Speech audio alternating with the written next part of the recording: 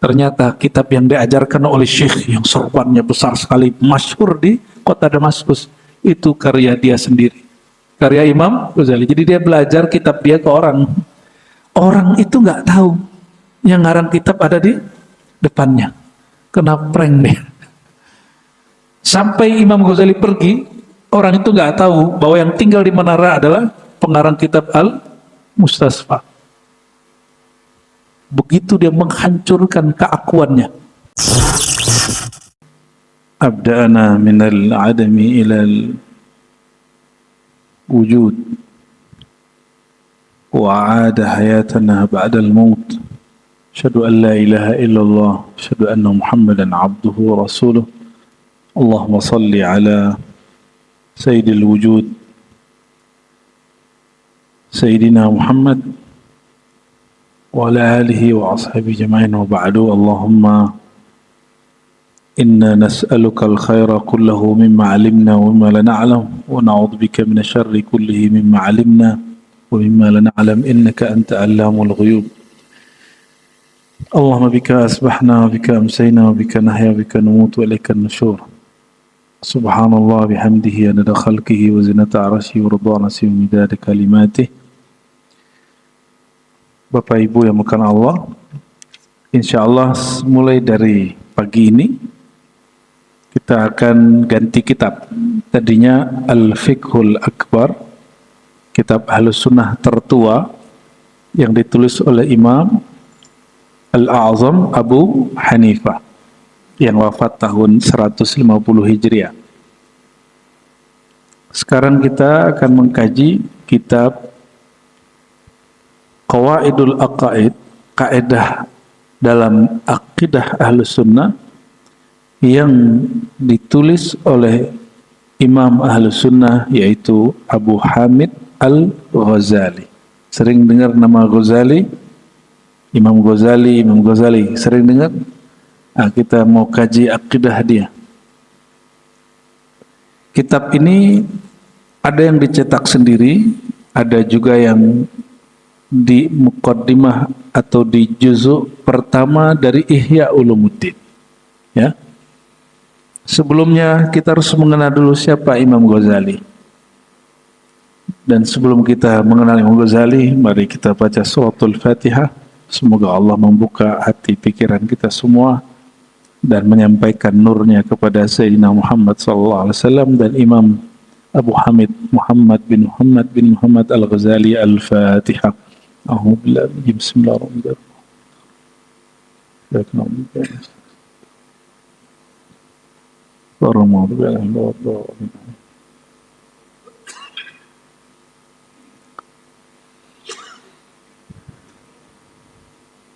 Imam Ghazali itu namanya unik, namanya Muhammad bin Muhammad. Ya, jadi dia ayahnya dan kakeknya namanya Muhammad. Ya, orang dahulu meyakini kalau anak dikasih nama Muhammad, maka anak ini akan dapat rahmat Allah Subhanahu wa ta'ala. Hari ini orang malu ngasih nama anaknya Muhammad. Ya. Lalu dari mana gelar Ghazali? Ini kalau disebut Imam Muhammad kita bingung karena banyak sekali imam namanya Muhammad. Maka untuk membedakan ini Muhammad bin Muhammad yang mana, maka diambillah pembeda pada nisbat belakang namanya yaitu Ghazal. Ghazal atau Ghazali ini diambil dari pekerjaan atau suatu hal yang melekat pada keluarganya, ya, ahli pembuat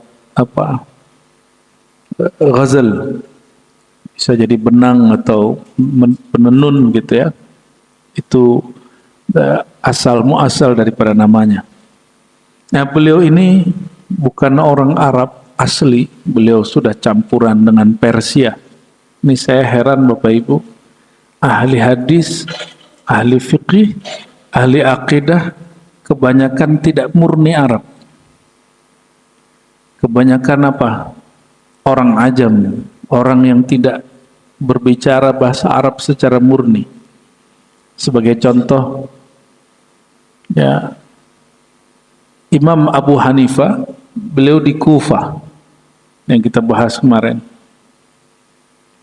Beliau jumpa dengan Sayyidina Anas tapi tidak pernah mendengar kalamnya, maka beliau disebut tabi'i saghir, tabi'in kecil.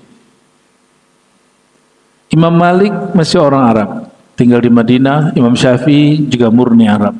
Imam Ahmad bin Hanbal sudah campur. Ahmad bin Hanbal orang Baghdad, sudah ada percampuran baik di bahasa dan juga nasabnya, tapi beliau masih zuriat, masih usulul Arabiyah. Lalu masuk ke imam hadis seperti Imam Bukhari. Imam Bukhari orang mana? Muhammad bin Ismail al-Bukhari, namanya Muhammad. Orang mana itu? Orang Cinere. Orang mana? Muhammad bin Ismail al-Bukhari. Orang Bukhara, kota tua yang sampai hari ini masih utuh, cuma ilmunya sudah hilang. Bukhara itu wilayah Rusia, sekarang wilayah Uzbekistan. Ya, Istan itu kayak land ya, negeri gitu, kampung Uzbek. Ya. Dan Uzbek itu bahasa Akrat, ada makna tersendiri daripada Uzbek itu ya. Bukan asli orang Arab. Sahih Muslim, Imam Muslim, bukan juga dari Mekah, Madinah, orang Naisapur. Naisapur ini wilayahnya di Persia atau Iran hari ini. Di gak jauh dari kota Naisapur ini, disitulah kampung Imam Ghazali, namanya Kampung Tus. Maka Imam Ghazali disebut Abu Hamid Muhammad bin Muhammad Al-Ghazali At-Tusi, Kampung Tus ya. Saya ingin sekali ke Persia, ke Iran, cuma muskil ya, kalau masuk ke sana nanti paspor kita sulit ngambil visa ke yang lain, Pak. Jadi saya mewakilkan saja dengan santri kita yang kuliah di Teheran. Kita kasih daftar nama, kita suruh kita anjurkan untuk berziarah. Salah satu yang diziarahi adalah Imam Abu Hamid Al-Ghazali ya. Dan alhamdulillah katanya, dan saya dikasih foto, kuburannya nggak terurus. Kuburannya tidak terurus ya, sayang sekali. Maklum karena Iran hari ini bukan negara Ahlus Sunnah, negaranya negara Syiah ya. Imam Ghazali lahir yatim, ayahnya mewasiatkan dia dan adiknya yaitu Ahmad untuk dididik oleh seorang sufi. Jadi waktu kecil dia dididik oleh seorang sufi yang murabbi. Ketika hartanya sampai wasiatnya sudah habis, si sufi mengatakan, wahai Abu Hamid, hai Muhammad dan Ahmad, wasiat ayahmu telah kutunaikan, tapi sekarang masanya kamu berpisah denganku. Maka diantarkan ke Naisapur, ke pusat Naisapur, ngaji di satu tempat yang sampai hari ini disebut di dalam kitab, yaitu Nizamiyah. Nizamiyah ini madrasah mulai dari level pesantren sampai kampus. Beliau berguru di sana kepada Imam Abul Ma'ali Al-Juwaini. Imam disebut Al-Juwaini, pengarang kitab Al-Irsyad, Ghiyathul Umam, dan beberapa kitab yang lain. Beliau imam Ahlus Sunnah dan juga ahli zikir.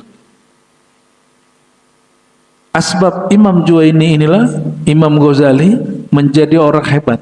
Jadi dididik akalnya karena beliau pakar akal, karena beliau imam Ahlus Sunnah, tapi tidak diajarkan bertasawuf. Tapi Imam Juwaini Kalau bikin majelis, orang bisa nangis, walaupun dia bukan ahli tasawuf. Tapi untuk awal-awal dalam bab zikir, Imam Ghazali belajar zikir kepada Imam Al-Juwaini. Maka kami meriwayatkan salah satu al-musalsal bidzikr, hadis yang kita riwayatkan tentang hadis zikir, salah satu jalurnya melalui Imam Ghazali kepada gurunya Imam Al-Juwaini, ya. Kalau yang lebih kuat sebenarnya Ghazali kepada Abu Ali Al-Farmadi, Abu Ali Al-Farmadi kepada Abu Hasan Al-Kharqani, sambung nanti ke Abu Yazid dan sambung kepada Abu Bakar dan juga Ali radhiyallahu taala anhum. Imam Ghazali kemudian menulis buku, tapi gurunya masih hidup. Ternyata di zaman itu jika guru belum memperkenankan kita nulis, tidak boleh nulis, Pak. Su'ul adab. Kata Imam Ghazali, apakah engkau menganggapku sudah mati sehingga kau menulis tanpa persetujuan aku? Suruh ngaji lagi. Karena orang menulis buku sebelum kolbunya matang, sebelum pikirannya matang, nanti dia sombong. Akhirnya dibimbing lagi, sampai kemudian Imam Ghazali sudah boleh nulis kitab. Gurunya meninggal. Pindahlah beliau, dipanggil oleh Perdana Menteri Nizamul Muluk ke Baghdad. Dari Naisapur, bayangkan Naisapur ini kampung, daerah pelosok, tapi itu jalur sutra. Jalur apa?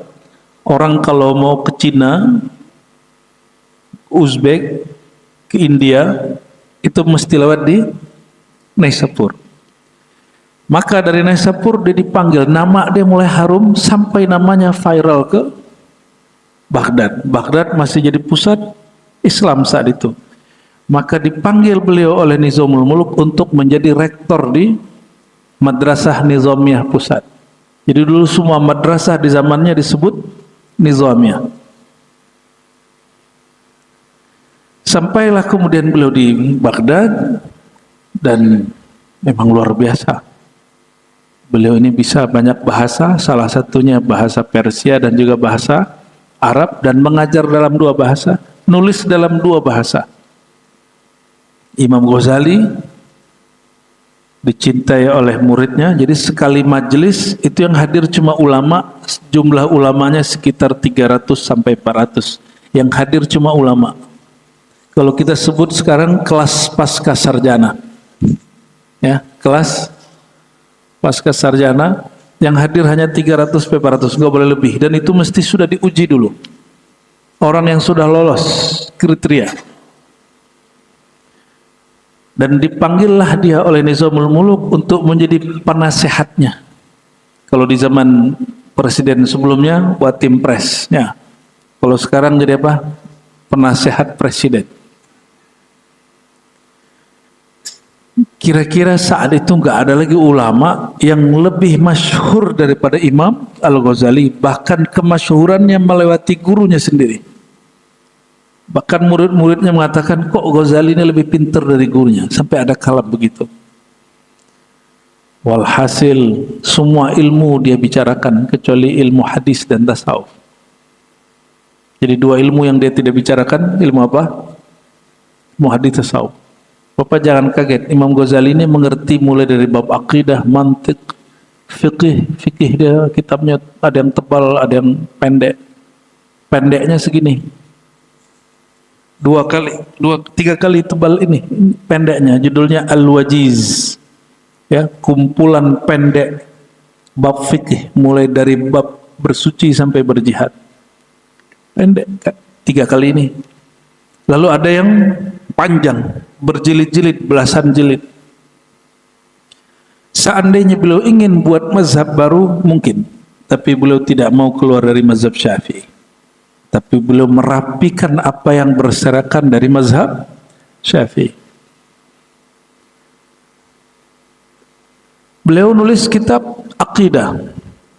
Ada judulnya Al-Iqtisad. Maka Al-Iqtisad ini khusus untuk debat melawan kelompok Mu'tazilah dan kelompok Mujassimah, kelompok yang Pertama yang menafikan sifat Allah, yang kedua yang menjisimkan, yang meyakini sifat Allah itu mirip dengan makhluk. Karena kitab ini ditulis untuk mengkritisi mereka. Judulnya Al-Iqtisad fil I'tiqad. Kitab ini dipakai sampai hari ini di Al-Azhar.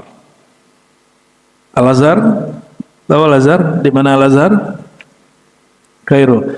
Di UIN khusus kampus bagian Fakultas Dirasat Islamiyah itu kitab utamanya. Ya, dan saya menyarankan kalau ada ya santri yang nggak minat ke Arab, di situ aja. Kuliahnya pakai bahasa Arab, semua kitabnya bahasa Arab dan kitab-kitabnya mu'tabar. Ya. Imam Ghazali tulis juga kitab usul fiqih, judulnya Al-Mustasfa, 2 kali tebal ini. Kebayang? Al-Mustasfa, kitab inilah yang membuat orang setelah Ghazali bernama Ibnu Rus menjadi orang alim dan kembali mengkritisi orang yang membuat dia alim. Bayangkan, ada orang baca buku dia, lalu dia ringkas bukunya, lalu dia kritisi si pengarang kitab, berkah ilmu yang diajarkan. Itu namanya Ibnu Rushd atau Averus. Averus itu dia, jadi jika ada tesis Ghazali, dia antitesisnya Ghazali. Tapi dia nggak jadi seperti itu tanpa Ghazali. Laulal Ghazali ma'arafna Ibnu Rushd al-Andalusi. Kalau bukan karena Imam Ghazali, kita nggak kenal Ibnu Rushd orang Andalus. Ya. Dan Imam Ghazali, Bapak jangan kaget, punya kitab logika yang hari ini ilmu logik, ya, ilmu rasio, biar kalau ngomong itu nggak kontradiksi antara ngomong kita yang sebelumnya dan nanti. Ada premis-premis, pengantar-pengantar sampai kepada konklusi. Ilmu ini disebut ilmu timbangan berpikir atau logika, atau bahasa Arabnya mantik. Ini syarat wajib kalau belajar ilmu akidah dan filsafat. Jadi kalau belum belajar ini, jangan belajar filsafat. Nggak usah baca buku filsafat, nggak usah belajar tentang ilmu kalam. Jadi bedakan ilmu akidah imaniyah, akidah iman yang akan kita baca pagi ini, dengan ilmu kalam. Ilmu kalam ini untuk debat. Ilmu debat akidah. Itu 2 hal yang beda. Dan yang ketiga, ilmu filsafat. Imam Ghazali nulis filsafat. Ada beberapa karya, tapi yang paling besar judulnya Maqasid Falasifah. Tentang kelompok itu secara objektif, sehingga dia tidak nyerang sesuatu yang nggak jelas. Ini Imam Ghazali. Jadi Imam Ghazali itu tidak pernah mengkritisi satu kelompok sampai betul-betul mengerti kelompok itu siapa. Ada nggak yang begitu? Kita ini belum paham satu kelompok karena ikut-ikutan langsung mengkritisi. Betul nggak? Nah, Imam Ghazali la yantaqidu ala ahadin wala firqatin wala jama'atin illa ba'da tafahushihi. Beliau nggak mengkritisi satu kelompok sampai dia betul-betul mengerti kelompok itu apa. Karena beliau dapat pemahaman dari satu ayat, wala taqfu ma laysa laka bihi ilm. Surah Al-Isra, ya. Jangan kamu berpendirian mempunyai pandangan terhadap sesuatu yang belum engkau ilmui. Apa mana ilmu? Ma'rifatu syai' ala ma ka'ana alaih. Mengetahui sesuatu sesuai dengan objeknya, realitanya. Itu yang disebut al-ilmu, ya. Maka kalau keliru ya disebut khata, orangnya keliru. Nah, Imam Ghazali setelah nulis Dami Filsafat, Maqasid Falasifah, dia tulis kitab yang paling menggemparkan setelah kitab Ihya Ulumuddin. Judulnya Tahafut Al-Falasifah. Kerancuan-kerancuan para filosof. Perhatikan, yang dia kritik para filosofnya, bukan filsafatnya. Beda nggak? Maka dia simpulkan nanti di kitab yang ketiga, Al-Munqiz Minad Dhalal, ada sekitar 20 tema-tema filsafat, hanya 3 yang terlarang menurut beliau. Yang nanti dikritisi lagi oleh Ibnu Rushd. Tapi itu keren sekali, Pak. Jadi ketika ada orang bicara tentang filsafat, maka dia tahu dari 20 ini bagian mana. Imam Ghazali sudah memudahkan jalan untuk kita untuk membaca kitab-kitab filsafat. Ada yang sanggup nggak? Kalau kitab usul fikih, semua bagian babnya selesai sama dia. Usul fikih ini metodologi menciptakan hukum, menentukan hukum di dalam Islam, itu namanya usul fikih kitab Mustasfa. Nggak ada orang nulis selengkap beliau. Gurunya aja nggak nulis selengkap beliau. Dan muridnya tidak ada yang sanggup melebihi beliau. Bayangkan, gurunya tidak menulis seperti dia, muridnya tidak ada yang sanggup melampaui dia. Ini hebatnya Ghazali. Dan sampai hari ini saya ilmuwan Imam Ghazali.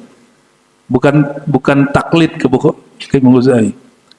Tapi sampai hari ini saya heran, kok orang di zaman nggak ada PDF ya, nggak ada Google, nggak ada Play Store, nggak ada grup Telegram, nggak ada pesawat, nggak ada kereta, nggak ada fasilitas seperti kita hari ini, tapi kok kecerdasannya dan bahkan kecerdasannya seakan-akan dia masih hidup hari ini.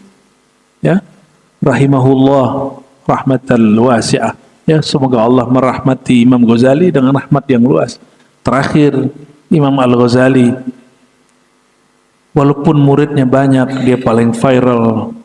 Presiden, kalau dulu Perdana Menteri dan menteri-menteri, semuanya senang dengannya. Tapi dia sendiri belum senang dengan dirinya. Dia orang cerdas, Pak. Tapi dia merasa ada yang belum aku kasih makan ini. Namanya ruh atau kolbu. Tapi dia bingung, ini caranya gimana? Teorinya tahu, tapi caranya bingung. Orang udah keburu viral, mau berguru sama siapa? Ya, udah keburu banyak gelarnya. Gelar beliau dulu, gelar profesor itu sama dengan hari ini, yang menurunkan gelar itu langsung tanda tangan presiden. Atau sekarang diwakili sekian menteri, kementerian. Tambah ribet Pak sekarang ngurus profesor itu. Ya, kalau ada orang dapat profesor apa dulu tuh ya? Sembarangan kampus bikin profesor bisa digulung itu kampus. Imam Ghazali dapat gelar profesornya, di zaman itu profesor dikasih gelar langsung oleh Perdana Menterinya, yaitu Hujjatul Islam.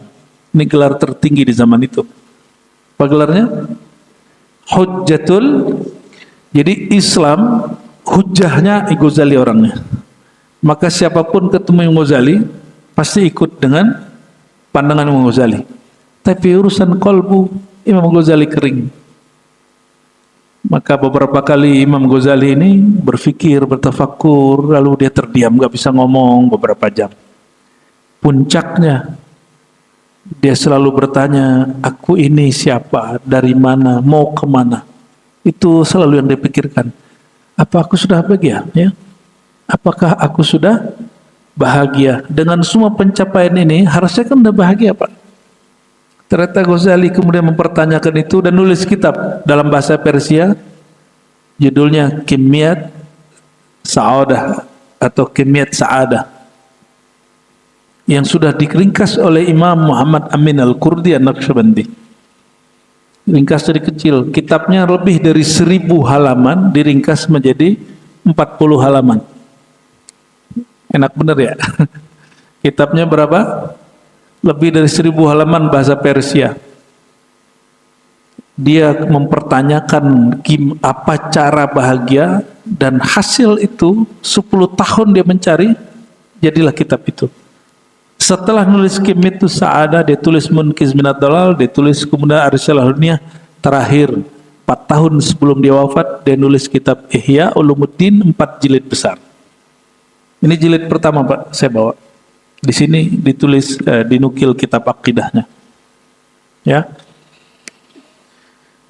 Akhirnya Imam Ghazali berpikir lagi tentang apakah aku sudah bahagia?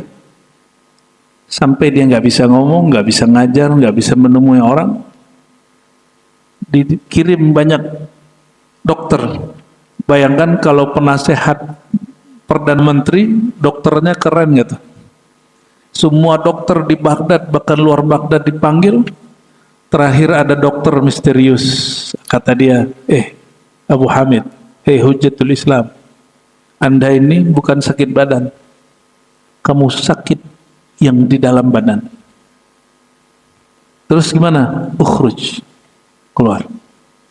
Ya, seperti Nabi Musa kata Allah, fakhla'na alaik, tinggalkan terompahmu, sandalmu, keluar. Kata Imam Syafi'i, safir tajid iwadan, segeralah pergi, engkau akan mendapatkan gantinya.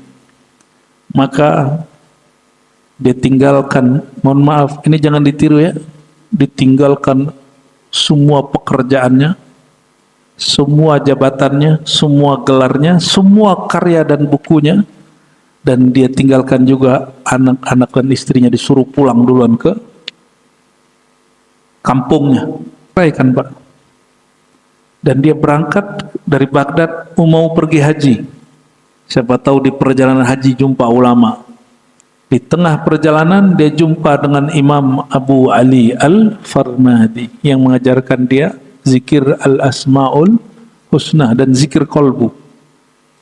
Zikir ini sekarang persis sama seperti yang dipelajari orang-orang Thariqah hari ini, khususnya Naqsybandiyah dan Qadiriyah, Samaniyah dan beberapa Thariqah yang lain. Persis sama. Karena sanadnya sama, silsilah ilmunya ke atas sama.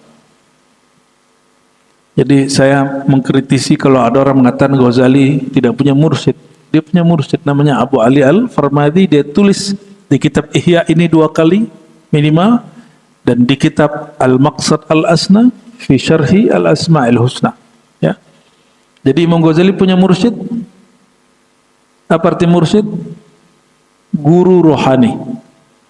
Ada yang lebih alim dari Ghazali sehingga tidak bermursyid? Ada nggak di sini yang lebih alim dari Ghazali sehingga nggak perlu mursyid? Kita perlu mursyid melebihi Imam Al-Ghazali.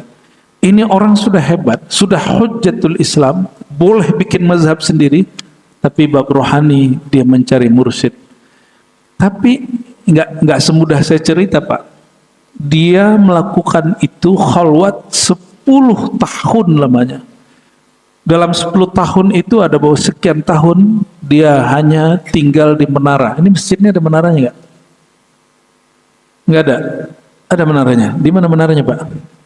Oh di atas. Oh menaranya sudah aliran-aliran Nusantara ya.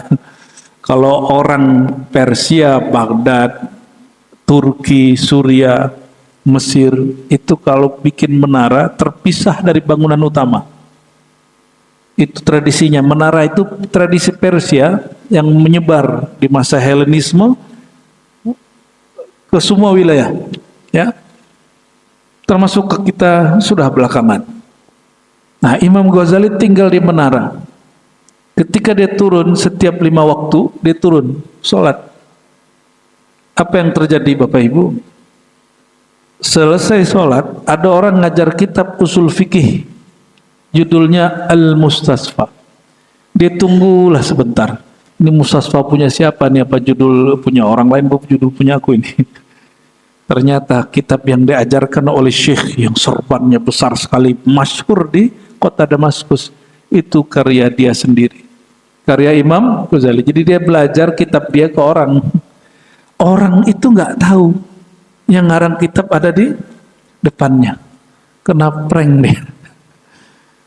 Sampai Imam Ghazali pergi, orang itu nggak tahu bahwa yang tinggal di menara adalah pengarang kitab Al-Mustasfa. Begitu dia menghancurkan keakuannya. Bayangkan orang itu udah sangat masyhur namanya, karena dulu nggak ada YouTube Pak. Jadi nggak bisa dicek ini bener nggak nih orang nih. Dilihat berkali-kali ya. Kalau sekarang, kalau dulu kan nggak bisa. cuma kitabnya nyampe. Bahkan kitab beliau sudah sampai ke Andalus. Orangnya tinggal di Baghdad, kitabnya udah nyampe ke Andalus. Andalus di mana? Eropa. Itu pakai apa caranya?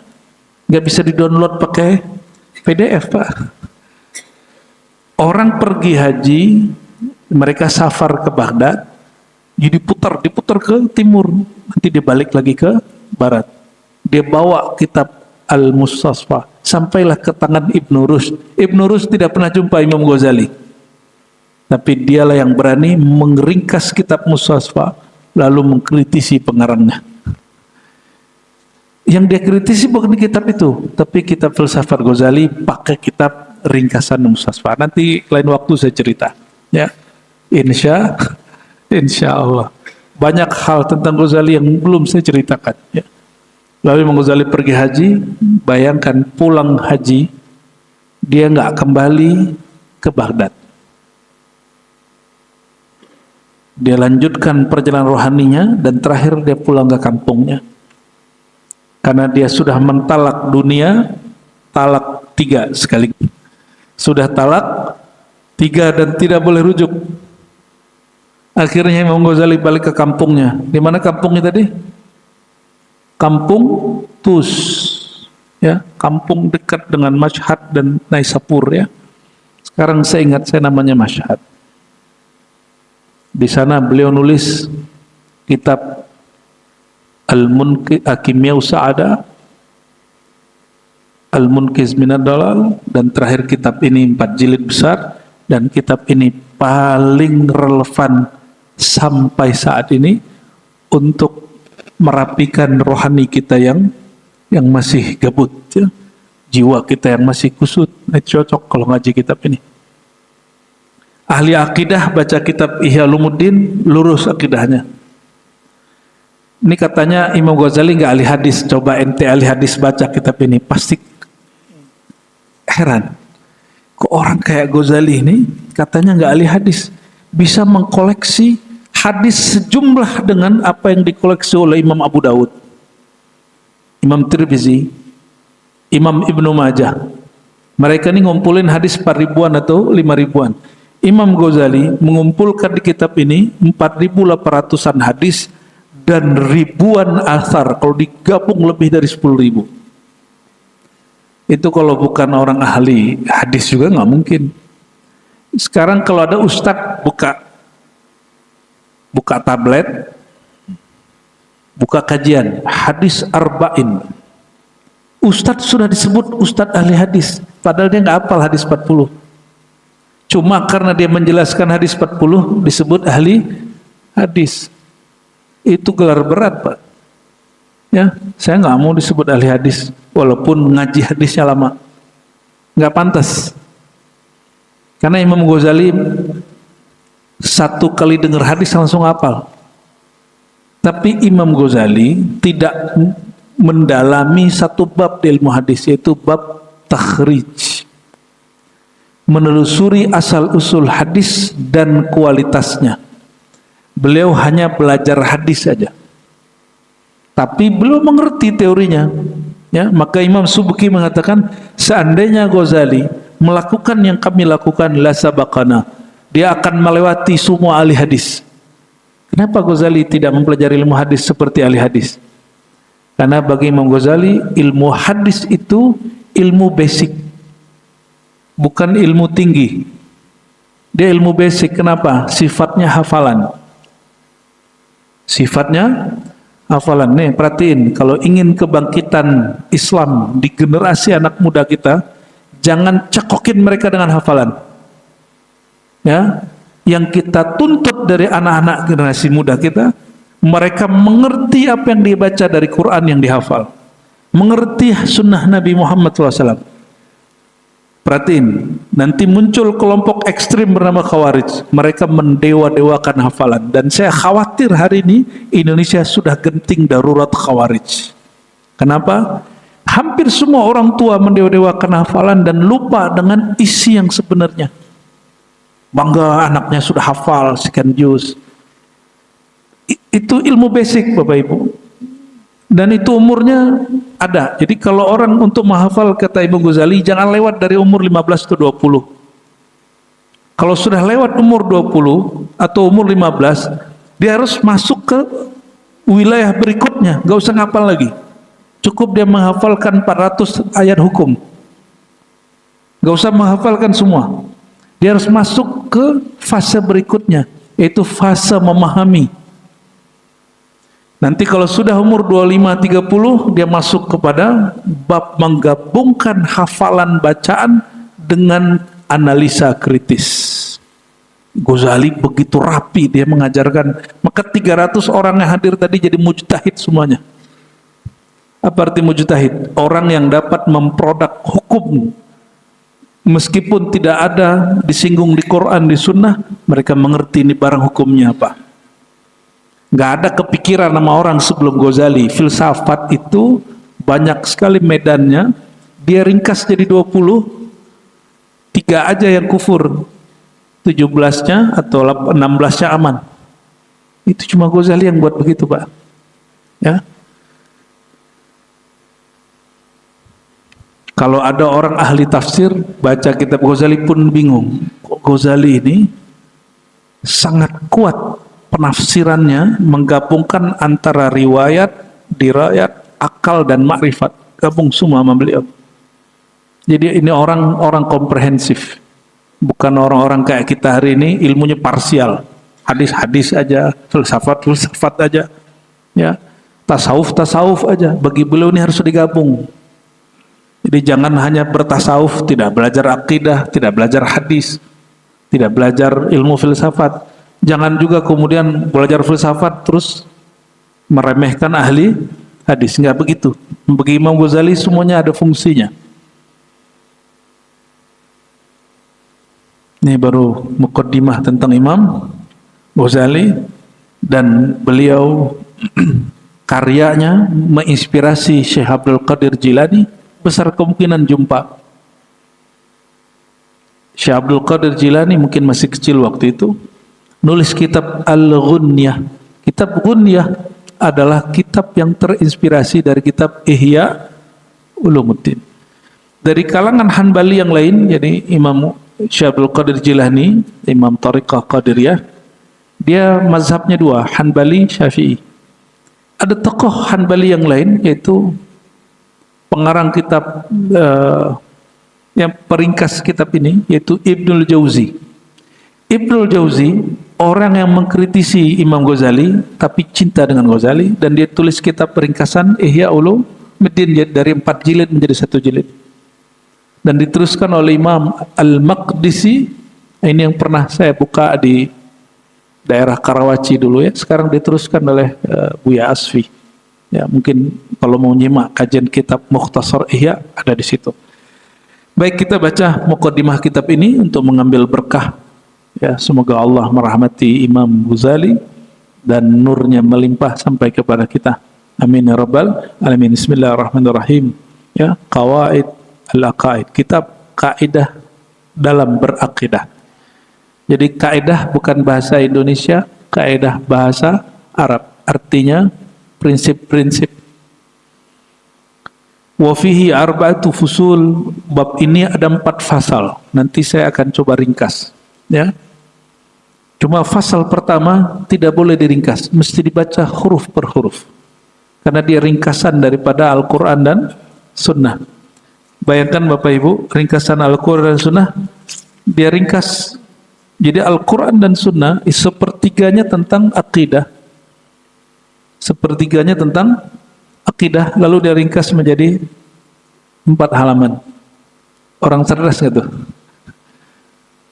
6.000-an ayat dia ringkas menjadi 4 halaman saja. Jadi kita nggak usah kemudian repot-repot merumuskan sendiri. Kalau Bapak Ibu nggak mau menikmati ini, silakan baca Quran sendiri, lalu pisah-pisahin mana ayat akidah, ayat fikih, ayat hukum sendiri, ya. Oh, saya nggak mau taklid ke Ghazali. Nggak usah taklid ke Ghazali, ittiba. Ikuti Nabi dengan cara Ghazali. Kira-kira kalau antum ngikutin Nabi, Imam Ghazali ikut Nabi, mana yang lebih ori? otentik dan valid. Mana yang lebih valid? Imam Ghazali ikut Nabi apa kita? Ya, langsung saja kepada Bukhari. Yang lebih dekat masanya ke Imam Bukhari siapa? Imam Ghazali. Jarak beliau dengan Bukhari hanya 2 abad. Dan kampung dia salah satu tempat yang dilewati Imam Bukhari. Maka di kampung Imam Ghazali ada orang yang ngajarin Sahih Bukhari, dan di kitab ini sering disebut di dalam kitab Sahih, yaitu Sahih Bukhari. Jadi dia baca dan dihafal Sahih Bukhari. Bahkan mata wa ala sadrihi Sahihul Bukhari. Dia meninggal di dadanya, dia sedang mendekap kitab Sahih Al-Bukhari. Tuh indahnya beliau ya. Kalau antum meninggal kayaknya Samsung di dadanya, sama Apple, iPhone. Saya khawatir ini. Ya, saya khawatir dengan orang-orang yang sudah dewasa, yang katanya ingin husnul khotimah, tapi meninggalnya nanti di tangannya, di dadanya, di kepalanya, di handphonenya. Yang dia tempat dia banyak maksiat di situ. Ya, kita sekarang maksiat itu di handphone hari ini. Bismillahirrahmanirrahim. Kata beliau, al-faslul awal, fasal pertama, fi tarjamati aqidati ahli sunnah. Kesimpulan ringkasan aqidah ahlus sunnah yang terkandung fi kalimatai asy-syahadah, dalam 2 kalimat syahadat, allati hiya ahad mabanil Islam, yang merupakan salah satu dari tiang agama.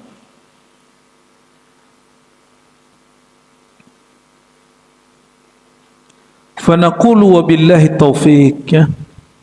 Alhamdulillahil mubdi'ul mu'id al-fa'alu lima yurid dzil arsyil majid wal batsyis syadid. Segala puja dan puji milik Allah yang menciptakan alam dengan awalnya dan mampu mengembalikannya setelah hancur. Al-fa'al lima yurid, yang berbuat sesukanya, bukan sesuka hambanya. Dzil arsyil majid, yang memiliki singgasana yang sangat mulia. Wal batsyis syadid, yang memiliki kemampuan untuk menyiksa dengan sekeras-kerasnya. Al-hadi, yang maha memberi petunjuk. Safwatal abid, hamba-hamba yang hatinya bening. Jadi siapa yang Allah beri petunjuk? Hamba yang hatinya bening. Ila nahjur rasyid wal maslakis sadid, ke jalan yang lurus. Al-mun'im alaihim ba'da syahadatit tauhid bihirasati aqaidihim an zulumati tashkik wa tardid. Dialah Allah yang memberi nikmat kepada hamba, nikmat iman. Setelah diberi nikmat iman, Allah beri nikmat cara menjaga iman. Bagi Imam Ghazali, Bapak Ibu meyakini la ilaha illallah Muhammadur Rasulullah, itu nikmat yang luar biasa. Nah, semoga nikmat ini tidak pernah dicabut. Amin ya rabbal. Jadi kita meyakini la ilaha illallah dari kecil, bayangkan. Tanpa perlu kita usaha banyak-banyak, kita lahir sudah diazankan. Itu nikmat paling besar sekali. Tapi kata beliau, nikmat ini belum cukup. Kamu harus teruskan nikmat yang kedua dan sadari. Apa nikmat itu? Hirasatil tauhid. Menjaga atau hirasati aqaidihim. Allah beri nikmat kedua, nikmat menjaga akidah. Menjaga akidah wajib dengan ilmu. Maka pagi ini kita hadir, ngantuk-ngantuk ya, ngantuk Pak ya. Ada yang ikut malam tadi ngaji hikam, baru beres jam 11:30, pulang-pulang jam 12 ya. Jadi sebagian yang hadir nih Bapak, ini tidak hanya orang kompleks ini, mohon maaf bikin ramai tempat Bapak ya. Itu mereka orang-orang yang haus ilmu ahlus sunnah karena ingin menjaga tauhid yang sudah Allah tanam. Ya, semoga Allah mewujudkan apa yang kita mau. Amin ya Allah ya rabbal alamin. Dari apa Allah menjaga tauhid? Dari 2 penyakit, tashkik wa tardid. Syak dan bolak-balik lalu ujungnya murtad. Ya, syak. Apa arti syak? Ragu. Ya, orang yang ragu itu karena nggak ada ilmunya. Kalau ilmunya ada, nggak mungkin dia ragu.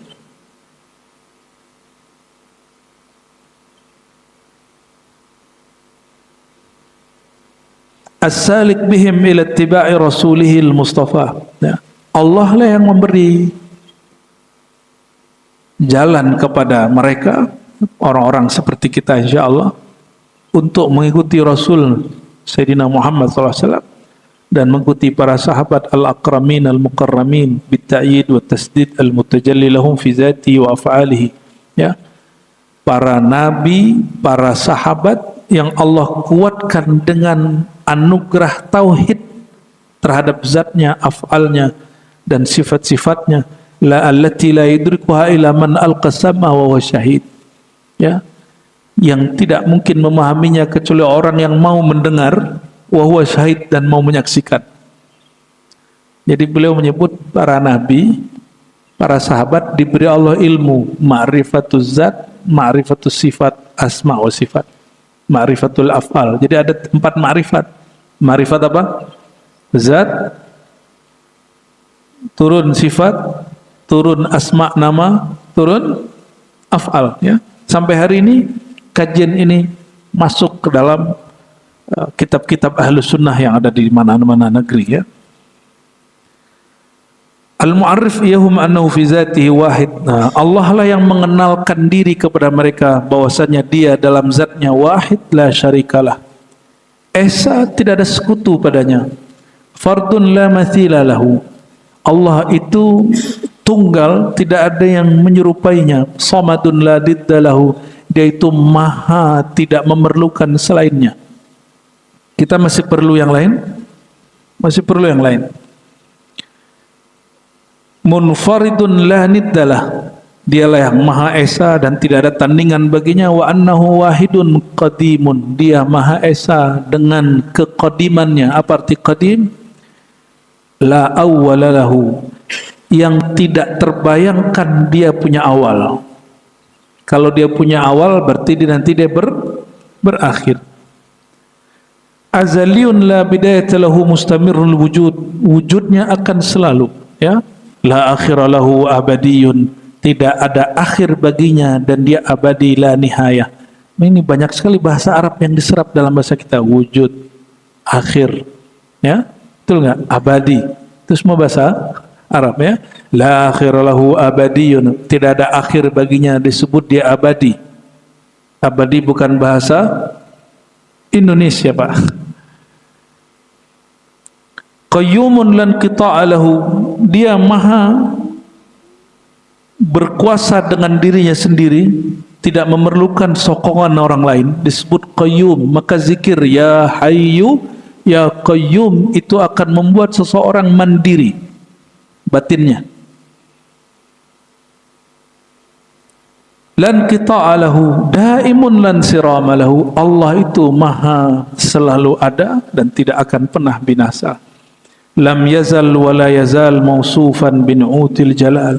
Dia dulu dan sekarang tidak berubah, nama dan sifatnya sama. Kalau dia berubah berarti dia makhluk. Karena dia Tuhan maha sempurna di atas konstan. Dia nggak pernah berubah lagi. La yaqdi alaihi bil inqidha wal infisal bi tasarrumil abad wal iqtiradil ajal. Jika alam ini hancur, dia nggak hancur. Jika ruh pisah dengan badan, dia tidak pernah pisah. Karena dia bukan materi dan juga bukan immateri. Ya. Huwal awwalu wal akhiru wal zahiru wal batinu wa huwa bi kulli syai'in alim. Dialah yang maha awal, maha akhir, zahir, batin, dan terhadap segala sesuatu maha mengetahui. Lalu beliau menyebutkan aqidah Ahlus Sunnah itu prinsipnya aqidatut tanzih.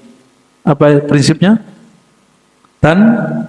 Tanzih. Apa arti tanzih? Membersihkan persepsi pikiran dari sifat yang tidak layak bagi Allah Subhanahu wa ta'ala. Apa bahasa Arabnya? Tanzih. Kita sebutkan satu kalimat saja lalu kita tutup.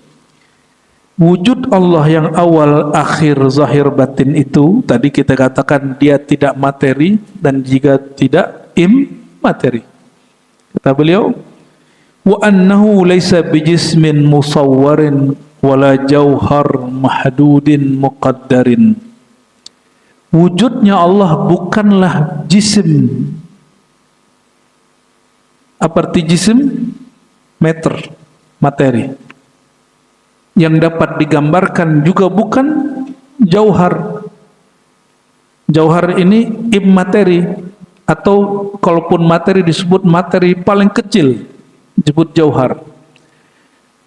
Bapak Ibu yang belajar kimia, partikel terkecil itu namanya apa? Atom. Di bawah atom masih ada lagi nggak? Ada apa? Proton, elektron, apa? Apa yang disebut hari ini teori kuantum? Ya, masih ada istilahnya apa, quark, apa macam-macam namanya. Itu kalau dikaji lagi ada lagi kecilnya. Itu dalam bahasa akidah dan filsafat dulu disebut jauharul fard. Apa arti jauharul fard? Partikel terkecil yang tidak dapat lagi dibagi, tidak dapat dipisah lagi.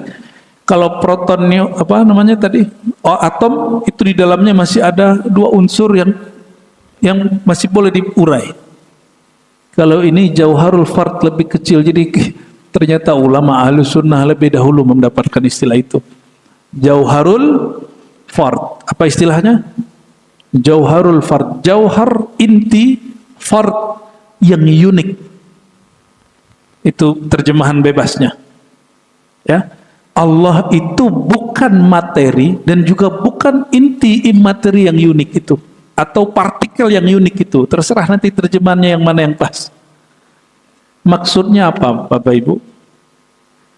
Kita diajarkan tidak boleh meyakini Allah bertempat. Gimana cara menjelaskannya? Tempat itu ruang, benar nggak? Yang perlu ruang itu yang sifatnya meter, materi. Dia perlu ada massa, dia perlu ada ruang, dia perlu bergerak, dia perlu diam. Sedangkan Allah itu bukanlah benda, materi, ataupun partikel yang tadi itu, yang kecil, yang tidak dapat lagi dibagi. Dia maha suci dari karakter yang dua itu. Kullu jismin mutahayyiz, setiap materi mesti bertempat. Wallahu laisa bijismin, Allah bukanlah materi, jisim. Jadi wallahu laisa bimutahayyizin, maka dia tidak perlu tempat. Jadi gimana kalau kita meyakini Allah bersamayam di atas aras? Yakini aja. Yang penting antum sudah selesai meyakini bahwa Allah itu bukan materi. Maka kita tidak perlu mentakwil makna istawa. Kalau gitu berantem nggak sama Salafi Wahabi? Nggak perlu berantem, Pak. Kenapa? Biarin aja mereka berantem sendiri. Karena kita tidak perlu lagi memaknai istawa bersemayam dengan duduk ataupun tidak duduk. Kenapa? Yang duduk itu materi. Allah itu tidak disifati duduk atau menempati. Cukup katakan Allah istawa. Apa maknanya? Yang layak dengan sifat dan zatnya. Hanya Allah yang tahu. Antum tahu apa yang layak bagi Allah? Hanya Dia yang tahu. Cukup kita katakan seperti Ibnu Katsir katakan, kama yaliku bijalalih, yang pantas, yang layak kita sebut terhadap Allah.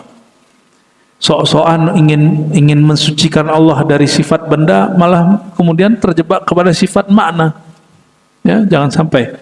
Ini contoh muqaddimah awal dari kitab Qawaidul Aqaid Imam Ghazali. Gimana? Berat atau bisa diikuti? Berat tapi bisa diikuti.